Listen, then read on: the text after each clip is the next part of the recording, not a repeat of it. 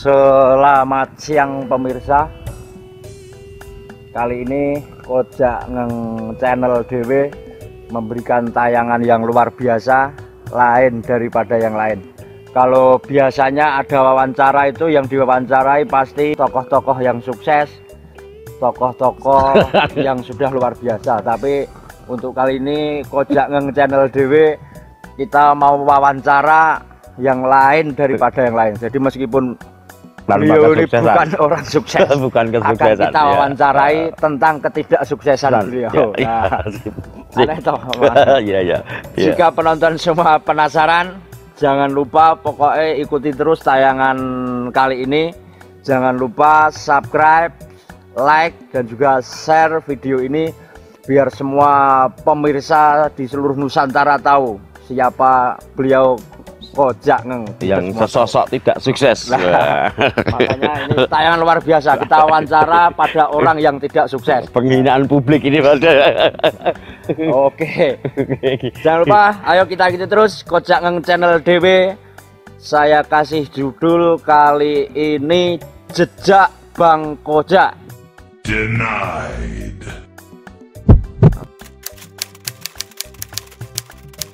Seingatku yo awal 2007 itu karena keterpurukan jadi kepepet jadi MC.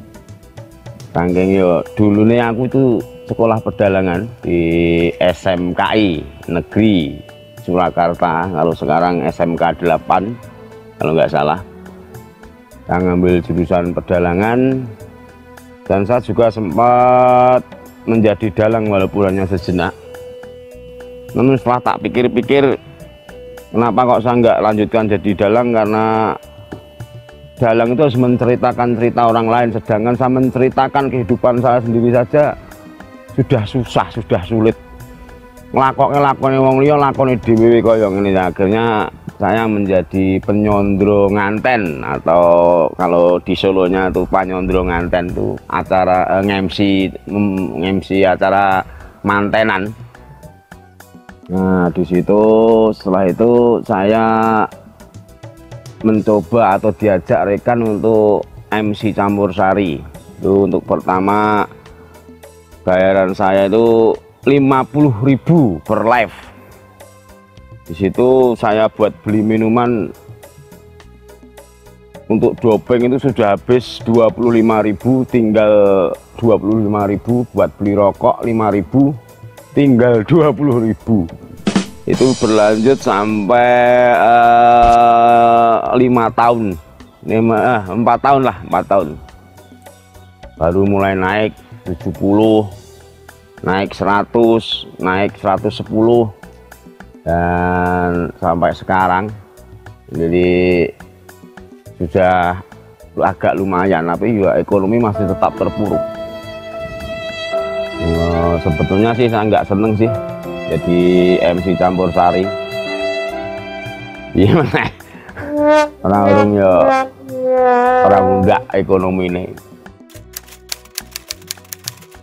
Apa yang mendorong hal itu? Karena ekonomi, karena tidak punya pekerjaan lain. Enaknya ya kuwi, jadi ya terus melaku terus. Arek kapak gimana? Gambleh dibayar mulai entek wis biasa. Mula ini wawancara ini kan memang tidak mengangkat kesuksesan, tapi menceritakan keterpurukan hidup saya gitu. Untuk istri nggak suka sih saya jadi MC karena dia cemburu, karena memang wajah istri saya tidak cantik ya, jadi dia cemburu melihat penyanyi-penyanyi yang dandan cantik, pakai baju yang bagus, pakai lipstik yang bagus, jadi cemburu. Tapi untuk orang tua saya mendukung, karena apa? Pun timbang repoti aku njaluk duit, aku ben nyambut gawe sak intuk-intuke ngono lho. Ya, ini dari 100% gaji saya itu 50% masuk ke anak istri, untuk yang 25% untuk bensin atau transport. Kalau untuk yang 25% lagi saya kumpulin untuk karaoke, Mas. Untuk karaoke. Ya. Nanti kalau untuk minum ya dompleng sama di panggung, jadi di panggung. Yang saya dapatkan, saya pernah disenangi penyanyi. Jadi penyanyi itu cinta dengan saya. Tapi kembali lagi ke nasib hidup saya yang kurang hebat atau kurang bagus. Ternyata penyanyi itu ada sedikit keterbelakangan mental dan juga anaknya sudah 5. Jadi memang itu terjadi cinta, namun kalau saya lanjutkan akan semakin memperburuk atau memperburuk kehidupan saya atau ekonomi saya.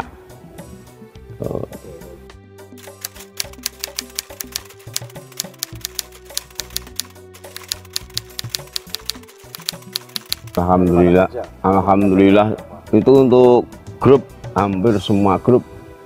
Jadi dari 100% grup yang belum pakai saya paling hanya 20%. Jadi dari Boyolali, dari Purwodadi, Wonogiri, Sukoharjo, Klaten, Karanganyar, Sragen, Jawa Timur itu semua hampir sudah memakai saya, walaupun enggak semuanya.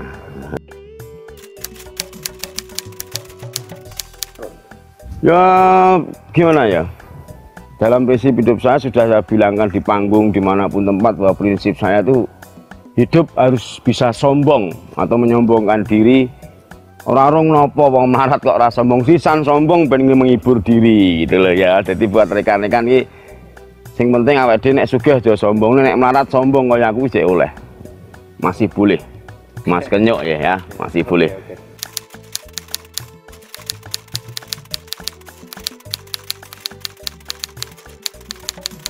Iya. Iya. Iya, tapi ada yang 80%, ada yang 60%, tapi jawabannya iya.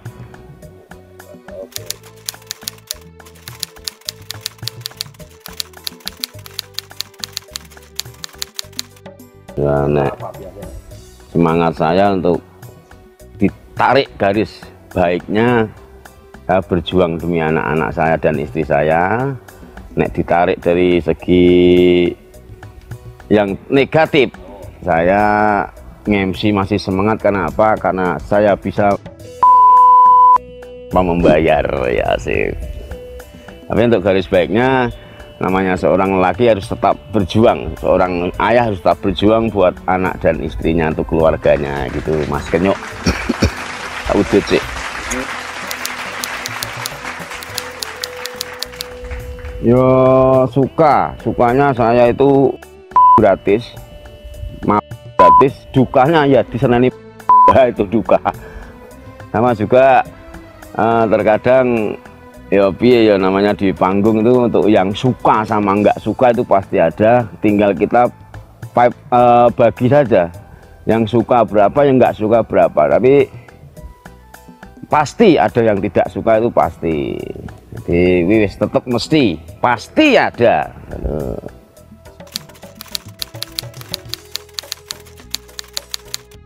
Ya nek saya melihat, nek ku mikir cara menungso ya ora adil. Cara menungso nek cara aku betul yang lakon uripku, cara menjalani hidup saya sendiri ya mau gimana lagi, karena memang iya ya.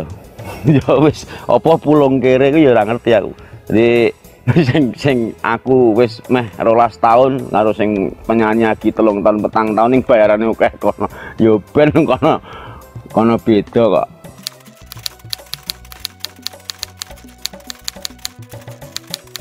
Banyak Mas, banyak, karena memang pada dasarnya iki wong nyawang iki saiki bangsa duit, bangsa bondo donya. Ya aku ndopo, kowe ngerti dhewe, banyak sekali penyanyi yoga sing tumpakne mobil, MC kojak. Pite motat macet kuwi urung lunas. Malah nyok aja tekok bab kuwi. Jancuk iki. Rusake menolong nyawang anak-anakku. Ya sing sabar ya le.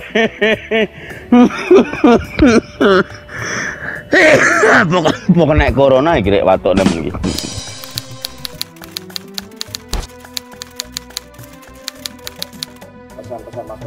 Pesan yang baik buat rekan-rekan, sobat-sobat seniman yang bekerja di bawah kajang atau tarup. Kita itu bekerja dibayar orang lain, dan orang lain yang bayar kita itu belum tentu siap dengan ekonominya untuk punya kerja. Kita sportif, kita time jam, jadi itu mesake wong sok-sok sing nanggapi direwang adol wedhus, diperjuangkan. Terkadang ada yang hutang ke bank, ada hutang ke koperasi, ada hutang ke rentenir, banyak sekali. Jadi ojo gampangnya, jauhkan sok selebritis, jauhkan sok kondang, jauhkan sok kita ini tenar. Jadi sportif, kalau memang jam kita jam 10 naik, ya udah kita setengah 10 sudah standby, jam 10 kita naik. Misalnya usai jam 3, oke jam 3, di situ kok banyak yang masih ingin melanjut, ya kita konfirmasi dengan lapang dada, kita undur sebentar selagi itu tidak melampaui batas-batas kesopanan. Jadi gitu, jadi yo mundak yo rasuwe ning yo diundaki ra ketang sithik, gitu aja. Dan juga sekali lagi, jauhkan rasa Anda orang hebat, karena orang bijak mengatakan lebih baik kita dalam yang direndah daripada kita yang ditinggi, karena yang ditinggi, sesuatu yang ditinggi akan mengalir ke bawah. Itu contohnya air yang di atas akan mengalir ke bawah. Jadi penak sinong ngisor timbang neng dhuwur. Kita maju bersama dengan rukun, saling menghargai profesi masing-masing, penyanyi, MC, yogo, pengorjen maupun peniti, sama, itu adalah manusia yang mencari nafkah. Untuk saran yang buruk, untuk yang beling, lanjutkan. Sip, terima kasih. Demikian tadi obrolan kita dengan Mas Kojak Ngeng. Sekali lagi, ini adalah obrolan atau wawancara yang lain daripada yang lain, karena tidak mengandung kesuksesan. Jadi keterpurukan, justru kami kesombongan diri untuk bisa menceritakan hal yang terburuk bagi hidup saya. Oke. Meskipun sampai saat ini Mas Kojak masih tetap di dalam keterbatasan ekonomi, keterbatasan mental. Kita obrolkan, semoga menjadi sukses agar Mas Kojak tidak dalam posisi yang sekarang ini, karena sering saya sebutkan Mas Kojak ini tepat di garis, tepat. Kondisi ekonominya tidak di bawah garis kemiskinan, juga tidak di atas garis kemiskinan, tapi pas, tepat lah, pas tepat di garis kemiskinan itu, tapi tidak di bawahnya loh Mas Jo. Diingat loh ya, tapi tetap pada garis, tidak pas, naik, tidak ke bawah, pas garis kemiskinan. Oke, demikian, tetap like, subscribe Kojak Ngeng channel DW. Seperti apa obrolan-obrolan yang lain, tayangan-tayangan yang lain, videonya Mas Kojak, nantikan episode selanjutnya. Ini episode yang pertama dengan judul Jejak Bang Kojak part 1. Nantikan part 2 selanjutnya. Sampai kata sukses, salam Nusantara, salam budaya, sukses untuk kita semua.